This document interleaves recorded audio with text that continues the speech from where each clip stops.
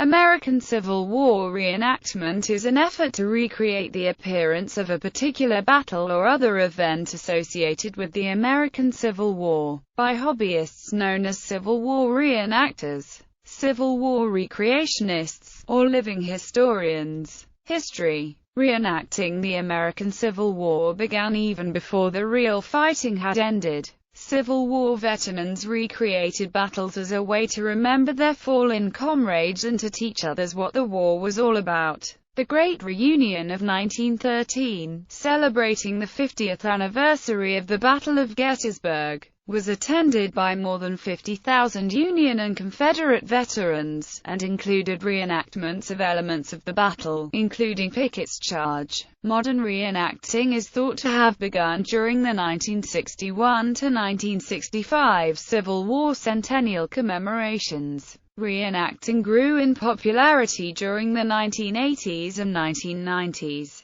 due in large part to the success of the 125th anniversary reenactment near the original Manassas battlefield, which was attended by more than 6,000 reenactors. That year, Time magazine estimated there were more than 50,000 reenactors in the U.S. In 1998, the 135th anniversary reenactment of the Battle of Gettysburg took place near the original battlefield. There have been several estimates on the number of participants, but it is widely agreed that it was the largest reenactment ever held anywhere in the world, with between 30,000 and 41,000 reenactors participating. This event was watched by about 50,000 spectators. Participation. American Civil War reenactments have drawn a fairly sizable following of enthusiastic participants, young and old, willing to brave the elements and expend money and resources in their efforts to duplicate the events down to the smallest recorded detail. Participants may even attend classes put on by event sponsors where they learn how to dress, cook, eat, and even die, just as real Civil War soldiers would have. Most reenactments have anywhere from 100 to 1,000 participants, portraying either Union or Confederate infantry, artillery, or cavalry forces.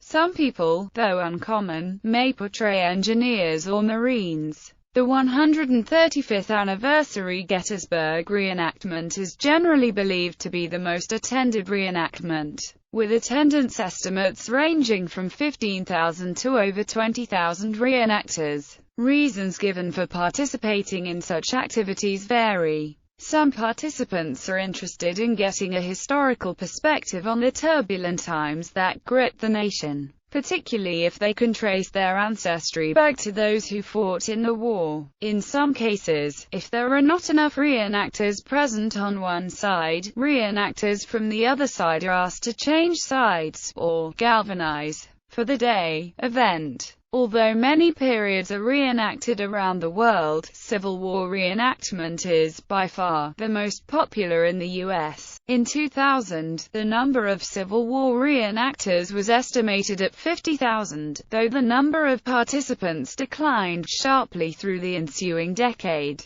to around 30,000 in 2011. Possible reasons for the decline include the cost of participating and the variety of other entertainment options. Although women and children commonly participate in reenactments as civilians, some women also take part in military portrayals. This is controversial within the reenactment community. While there were a small handful of women who may have fought in the conflict, almost all of them did so disguised as men. Attitudes on this topic seem to vary widely. Categories of reenactors. Reenactors are commonly divided into three categories, based on the level of concern for authenticity. Farbsome, called farbs, or polyester soldiers, are reenactors who spend relatively little of their time or money maintaining authenticity with regard to uniforms, accessories, or even period behavior. The good enough attitude is pervasive among farbs, although even casual observers may be able to point out flaws. Blue jeans, tennis shoes, polyester, zippers, Velcro, snoods, and modern cigarettes are common issues. The origin of the word Farb is unknown, though it appears to date to early centennial reenactments in 1960 or 1961. An alternative definition is, far be it for me to question, criticize, or fast and researchless buying. Some early reenactors assert the word derives from German Farbe, color, because inauthentic reenactors were over-colorful compared with the dull blues, grays or browns of the real Civil War uniforms that were the principal concern of American reenactors at the time the word was coined. According to Mr. Burton K. Komarau, a member of the Black Hats CSA reenactment group in the early 1960s, he first heard it used as a form of fake German to describe a fellow reenactor. The term was picked up by George Gorman of the 2nd North Carolina at the Centennial Manassas reenactment in 1961, and has been used by reenactors ever since. The term FARB was commonly used during the bicentennial celebration of the Revolutionary War and stood for Far Off Resembles British, as comment on a lack of authenticity of some of the groups who participated at that time. It became after that a statement as to the commitment of the authenticity of any group whose lack of attention to detail was obvious. Mainstream, another group of reenactors often is called mainstream. These reenactors are somewhere between Farb and authentic. They are more common than either Farbs or authentics. Most mainstream reenactors make an effort at appearing authentic, but may come out of character in the absence of an audience. Visible stitches are likely to be sewn in a period-correct manner, but hidden stitches and undergarments may not be period-appropriate.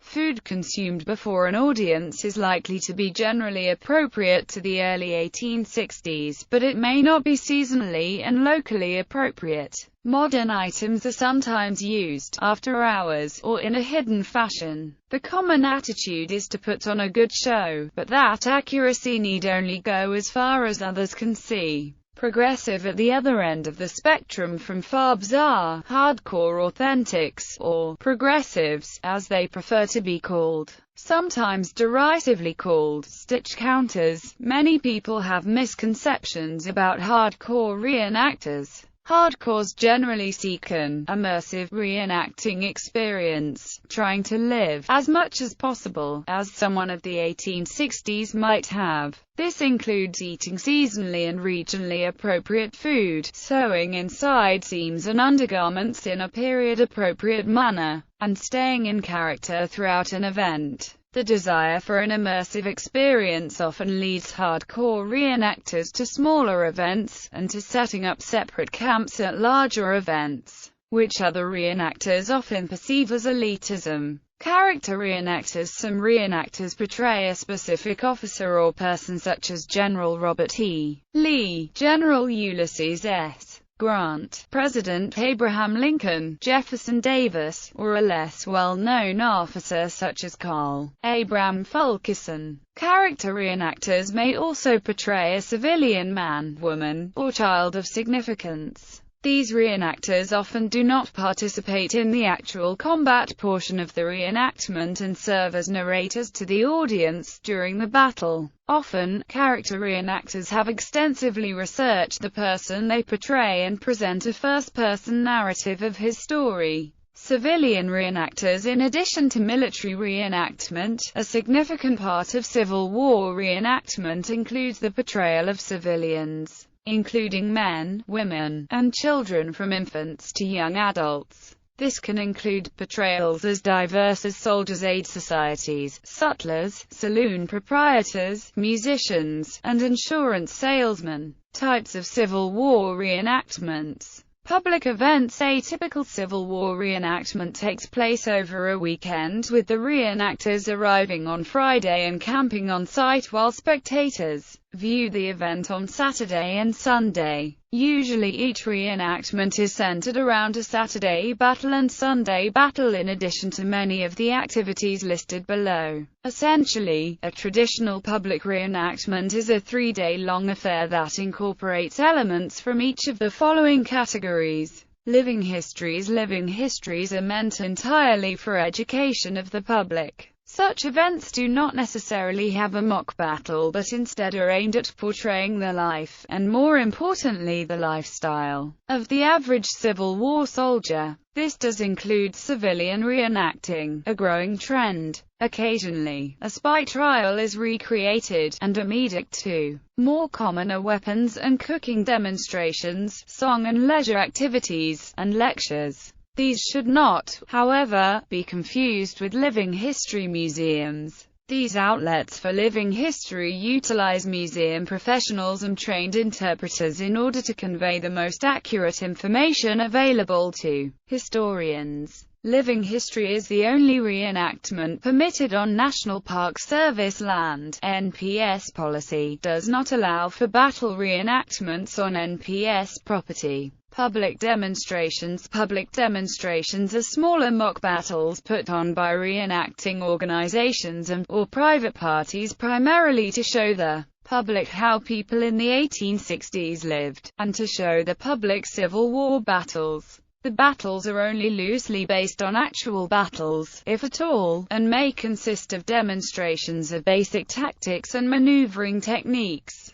Scripted battles are reenactment in the strictest sense. The battles are planned out beforehand so that the companies and regiments make the same actions that were taken in the original battles. They are often fought at or near the original battleground, or at a place very similar to the original. A common question of non-reenactors concerns the determination of who dies over the course of the battle. Reenactors commonly refer to the act of being killed or wounded as taking a hit, and is typically left up to the individual's discretion, although greatly influenced by the events of the battle. Because most battles are based on their historical counterparts, it is generally understood when to begin taking hits and to what extent. Closed events, total immersion events are made up solely of progressive reenactors, who often refer to them as events by us and for us, or EBUFU. As the names imply, these events are held for the personal edification of the reenactors involved, allowing them to spend an extended time marching, eating, and generally living like actual soldiers of the Civil War. Total immersion events generally require participants to meet a high standard of authenticity, and in most cases little or none of the event will be open to public viewing. Tactical battles,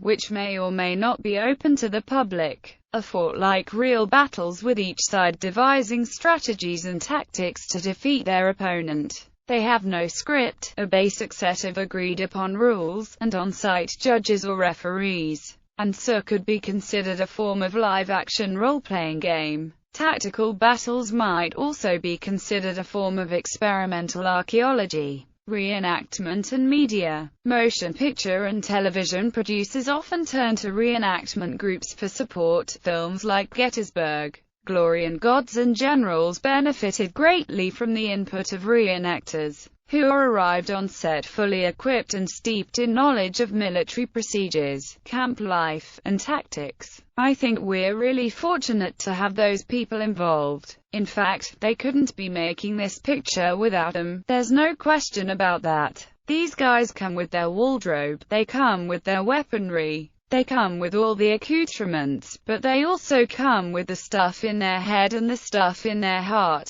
At times, however, the relationship between reenactors and filmmakers has been contentious. Although reenactors for Gettysburg were unpaid, money was contributed on their behalf to a trust for historic preservation. However, some subsequent productions have offered no such compensation. Also, in some cases reenactors have clashed with directors over one-sided portrayals and historical inaccuracies. Some producers have been less interested in accuracy than in the sheer number of reenactors, which can result in safety issues. Finally, large film productions, like Gettysburg, can draw enough reenactors to cause the cancellation of other events. Tony Horwitz covered hardcore reenacting in Confederates in the Attic, released in 1998. On April 4, 2013, Jeffrey S. Williams released Muskets and Memories, A Modern Man's Journey Through the Civil War. The book is described as follows. The story of the American Civil War is told through the eyes of a veteran Civil War reenactor and historian. By mixing the modern reenactment narrative with historical facts, the author presents a fresh examination of the war, along with its causes and consequences. Incidents. In 1998, a reenactor at a Battle of Gettysburg recreation borrowed a handgun that contained a squib. Without having inspected the gun before loading the blank charge, the reenactor wounded another reenactor in the neck.